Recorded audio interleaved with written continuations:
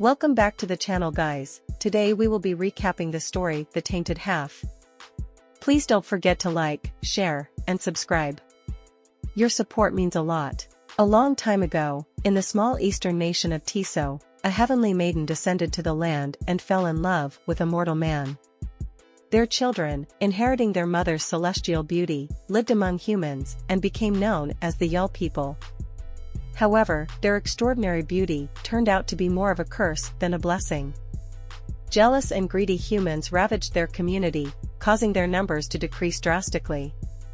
This fate befell even the last surviving daughter of the Yell, who was summoned to serve the emperor's whims. Fast forward to the present, the emperor is lounging with a woman, all smiles. When she asks why he's in such a good mood, he reveals that he's eagerly awaiting someone special that night. Just then, a servant enters to announce that the Yell girl has arrived. The emperor leaps up, ordering the woman to leave. However, the servant hints at a problem, but the emperor is just thrilled that the Yell girl is finally here. As the girl walks in, the emperor's smile vanishes. His anger flares when he sees her face, marred by a scar. The servant explains that the girl's mother, enraged by the emperor's command, disfigured her daughter's face. Trembling, the girl begs for mercy on her mother's behalf, but the emperor laughs cruelly. He orders the servant to execute her and bring him another Yell girl. In fact, he demands all the Yell women, especially the girl's mother. Shockingly, the servant reveals that she is the last of the Yell, as the rest of her people took their own lives after she was taken. The girl, stunned by this news, asks if her mother is really gone, but the servant warns her to keep quiet in the emperor's presence. Meanwhile, the other woman is still in the room. The emperor, enraged that she disobeyed his order to leave, grabs a sword and executes her on the spot. He then tells the servant, his chief eunuch, to search for any surviving Yell people, but to keep the girl alive until then. And so begins the tragic tale of the last Yell. 10 years later, that girl, now known as concubine Seolha, still lives within the confines of the harem. She's chatting with her maid, Eunjong, reminding her to address her informally. As Eunjong helps Seolha with her hair, she remarks on how much Seolha has grown. Seolha notes that she has been in the harem for nearly 10 years and is looking forward to the day she can leave. She's hopeful, but aware that the only way a concubine can leave is to become a nun, a fate she's unsure Eunjong would share. After Eunjong finishes her hair, Seolha wonders if her mother knew the scar would be the key to her survival in the harem. Eunjong reassures her that she'll be free one day and that all she wants is to live in peace with her. Seolha vents about enduring the emperor's tyranny and the courtier's scorn, vowing to endure as best as she can. She hopes nothing happens the next time the emperor summons her. If her virtue remains intact, they can leave the harem once and for all. She dreams of going far away and never returning. Suddenly, they hear a commotion. Seolha mentions that Prince Muon must have returned from war. She asks if he is the one they call the demon, but Eunjong warns her to speak carefully, as even the walls have ears. It's known that whenever the prince visits, death follows. Just then, a eunuch rushes in, calling Seolha's name and announcing that the emperor summons her. Seolha is left in shock at the news. As she arrives in the emperor's presence, he cuts her off mid-greeting. It turns out he summoned her just to mock her tainted face in front of the other concubines. This goes on for a bit until he suddenly remembers that she's expecting to leave the harem soon. He sarcastically suggests that perhaps another man could father her child since he's not interested. She thanks him for his words and says she wishes to join the service of Lord Buddha. Before she can finish her statement, he immediately rejects the idea and grabs her by the hair. While still holding her hair, he tells her he can't let her go because she brings him too much pleasure in his bedchamber. Seolha, however, remains determined in her plea to enter into monastic life. Just then, a servant interrupts, announcing that Prince Muon has arrived. Hearing this, the emperor throws her aside. Just as she's about to leave, he calls her back, saying he has changed his mind. He then directs her attention to the prince, revealing that he's his twin brother and the only man bold enough to breach his harem with soldiers. He mentions the rumors circulating about the prince and threatens to rip out the tongues of those who spread them. With his hand around her neck, he asks if she's scared, noticing her flinch. He then compliments her pleasant scent, thinking it contrasts with her face. As the prince calls out to him, he dismisses her. On her way out, Seolha walks past the prince and he courteously lets her pass first and notices the scar on her face. He remarks that the pain must have been unbearable, judging by the scar. He calls her brave and excuses himself to meet his brother. As Seolha heads back to her quarters, she reflects on the emperor's harsh words and the unexpectedly kind words from his twin brother, Prince Muon. As Seolha approaches her quarters, she notices Eunjong looking incredibly worried. Eunjong asks if everything is alright, but Seolha reassures her with a smile, saying there's nothing to worry about. Just then, Seolha starts talking about how she ran into Prince Muon earlier. She shares every word he said, which gave her the uncanny feeling that he's known her for a long time. As they chat, Seolha gently touches her face and asks Eunjong how her scar looks, wondering if it has faded at all. So Eunjong leans in close, examining the scar carefully before saying they should give it some more time. Suddenly, the door creaks open, and a familiar face peeks through. It's Hwoyoung, their friend, beaming with a big smile and carrying food. As they sit down to eat, Seolha pats Hwoyoung on the shoulder and tells him he can visit any time, even without bringing gifts. She doesn't want him to get into trouble. Hwoyoung, who can't speak, gestures in response, and Seolha surprisingly understands and voices his thoughts perfectly, leaving Eunjong in awe. Just as Seolha is about to take a bite of the food, a loud voice yells, questioning why Hwoyoung would steal the emperor's gifts for her.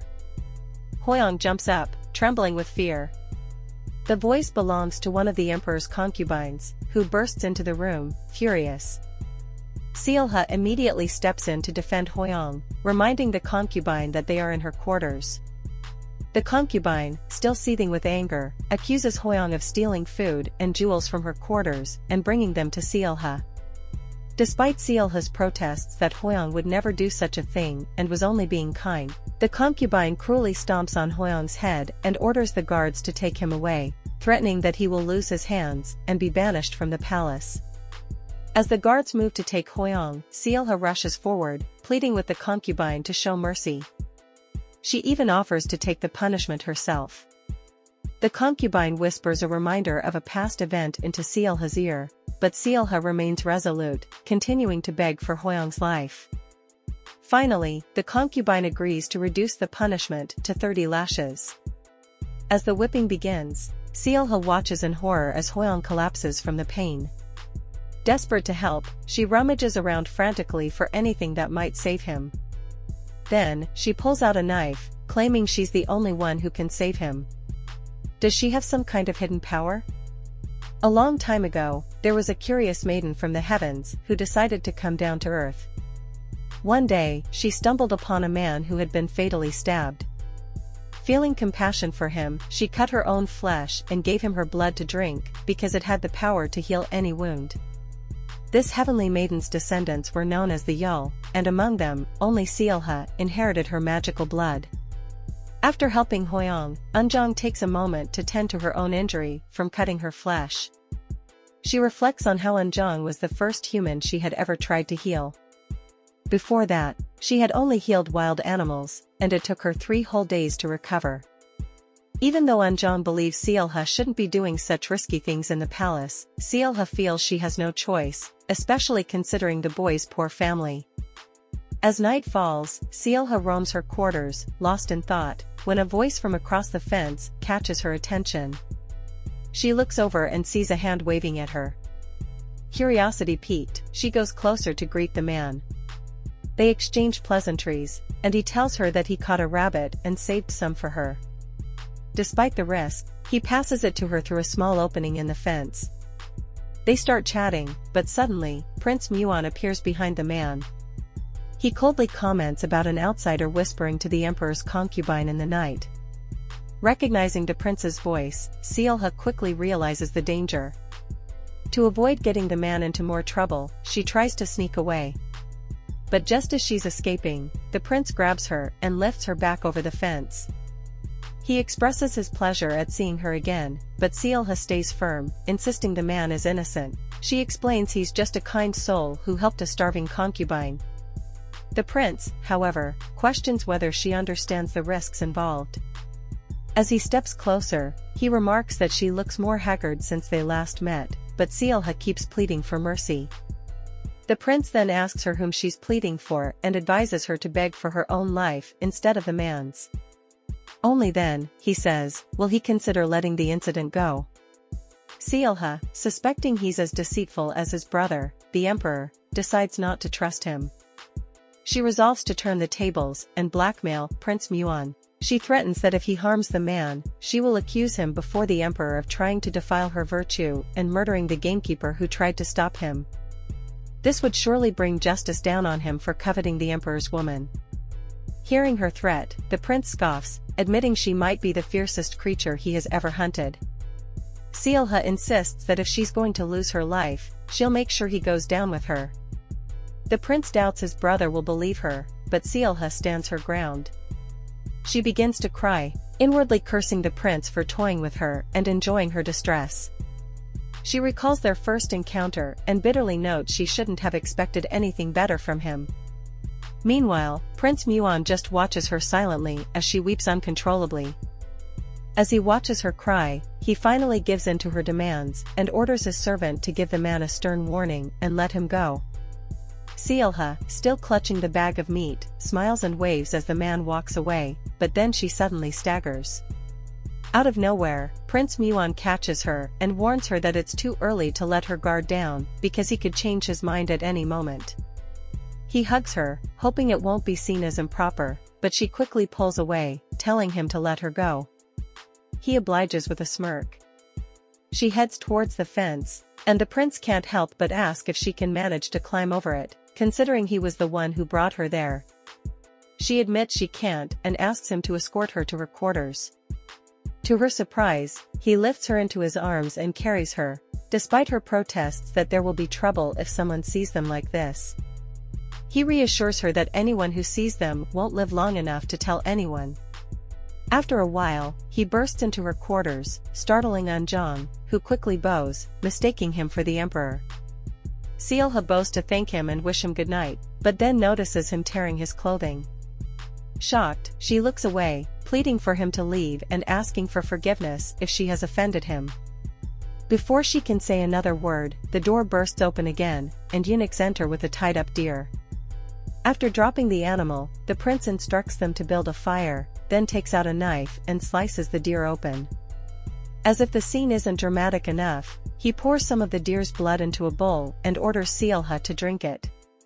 He threatens to force it down her throat if she refuses. Reluctantly, she takes the bowl and drinks. The prince then reveals that in a recently conquered kingdom, it was customary for a man and his wife to share deer blood. Seolha retorts that this isn't one of his conquests, reminding him she's the emperor's concubine and demanding respect. She warns that the emperor will have her head if he finds out about this, and her blood will be on the prince's hands. She even threatens to haunt his dreams forever, but he laughs, teasing her about her sharp tongue and wondering how she survived so long with it. He then turns serious, suggesting she needs an ally in the palace and offers to be one. Surprised and deep in thought, Seolha wonders if their lives would have been different if she had managed to escape back then.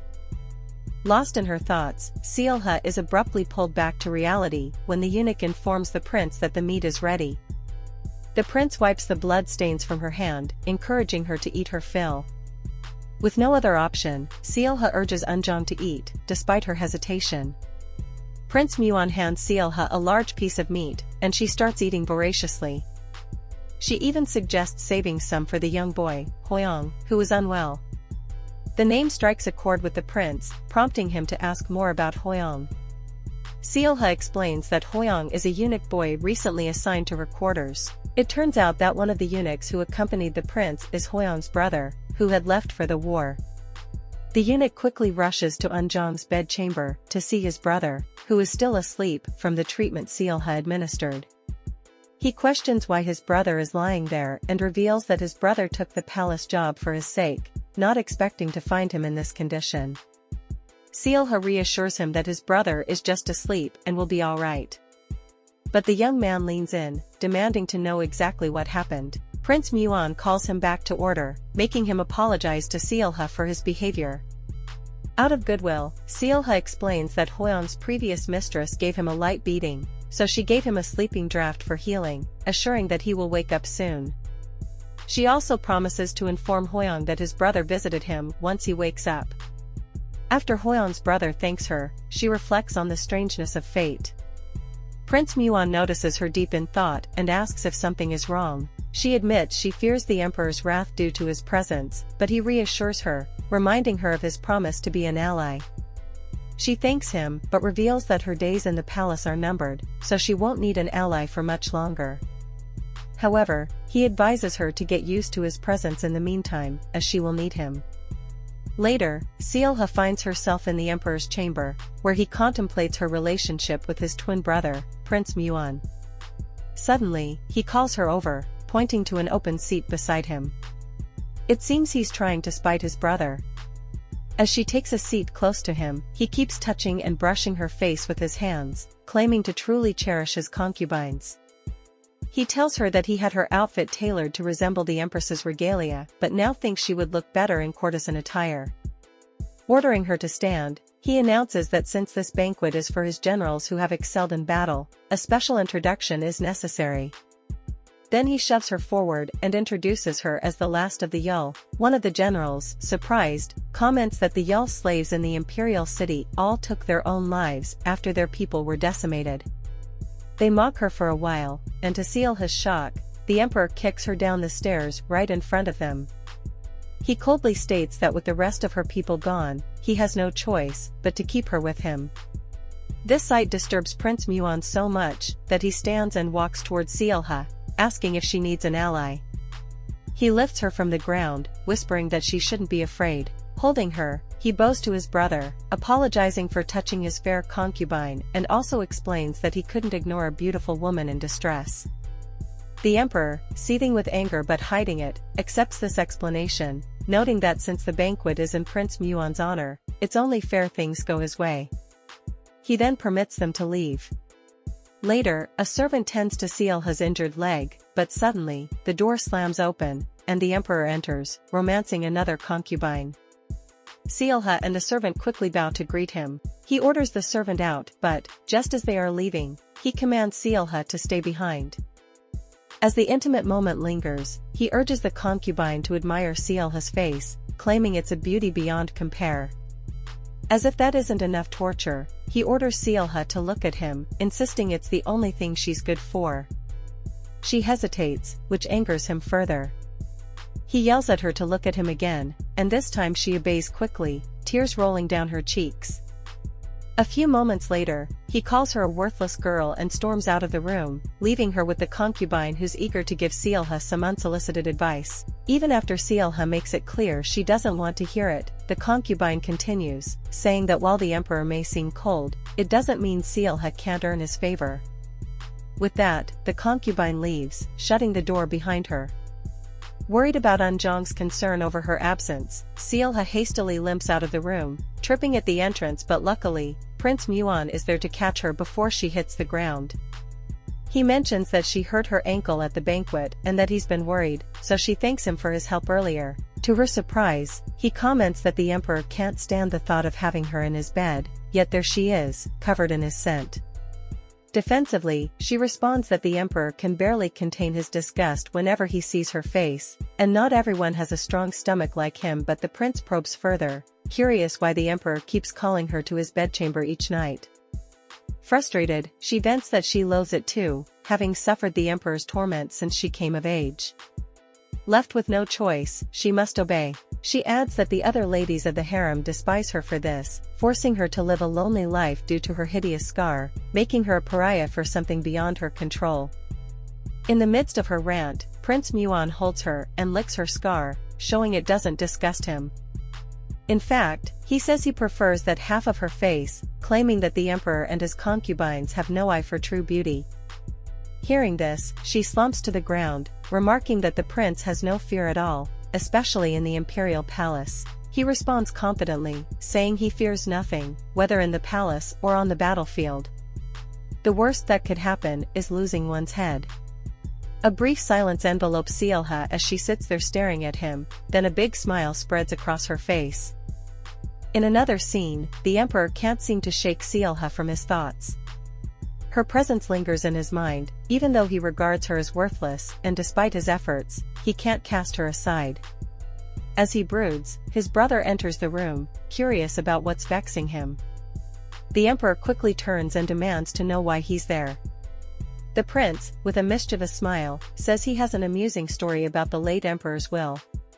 He reveals that before the late emperor passed away, he sent him a letter, and now he wonders if his brother isn't curious about its contents. With a stern look, the emperor scoffs and says that seeing his brother reminds him of a certain concubine who is annoyingly similar. Stepping closer, he confesses that this concubine grates on his nerves, yet he can't stop thinking about her and he's unsure what to do with her. In a sly whisper, he asks his brother if he has any suggestions on what to do with her. Meanwhile, in Seolha's quarters, she sits with Eunjong, nibbling on some food. She recalls an encounter with Prince Muon, which oddly lightens her mood. Eunjong notices the change and comments on it. Their conversation is interrupted when the door creaks open, and Hwoyoung staggers in. Seolha rushes to him, concerned about his health, but to her surprise, he calls out, "My lady," amazed that he can speak again.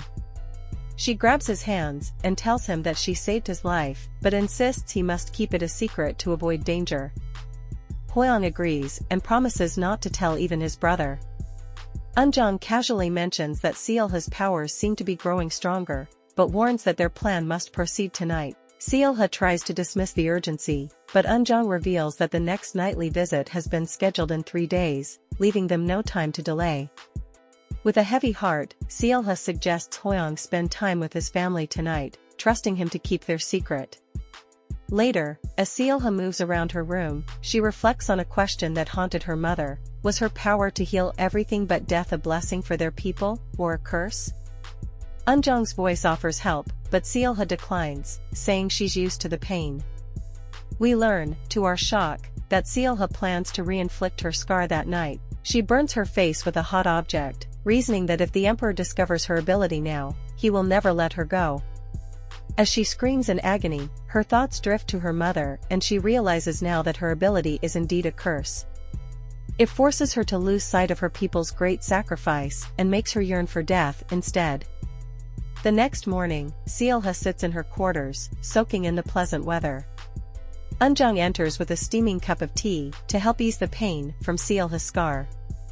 Gazing at Seolha, Eunjong can't help but hope for the day when the scar will finally fade away, but Seolha, with a reassuring smile, tells her not to worry because she's grown accustomed to it. Eunjong, still not entirely convinced, wishes Seolha would be a bit more selfish and stop sacrificing herself for others. In the midst of their heartfelt conversation, Hwoyoung bursts in, unable to contain his excitement. He drops a bag of sweets on the table with a loud thunk and announces that they are from his brother. As Seolha looks at the sweets, her mind drifts back to what Eunjong said earlier. She quickly snaps out of it and smiles warmly at the young boy. Eunjong notices the large quantity of sweets and raises an eyebrow, but Hwoyoung cheerfully assures her that they'll all be gone in 3 days since the long summer days give them plenty of time to enjoy the treats. He grabs a piece and starts munching, but Eunjong scolds him for eating before Seolha. She warns him to be more considerate, as not everyone is as forgiving as Seolha. With a gentle laugh, Seolha urges everyone to start eating and makes a toast to the long summer days. Seolha secretly wishes the summer sun would never set, so she wouldn't have to face the dreaded night when she must join the emperor. Yet, as always, the sun sets, and that night inevitably arrives. Her body is meticulously prepared, like an offering, before she is sent to the emperor's chamber. She enters the room, inwardly hoping the emperor will send her away quickly, but to her surprise, the emperor requests a lantern, which is unusual for him. She assumes this means he plans to send her away soon, as her scar is sufficient to dampen his desires. She fixes her gaze on the butterflies in the room, longing to return to her quarters. Then, a voice speaks, and she realizes it's not the emperor, but Prince Muon. To her shock, both twin brothers are present in the room. If you're enjoying the story so far, please let us know in the comments. Also, don't forget to like, share, and subscribe. See you in the next one.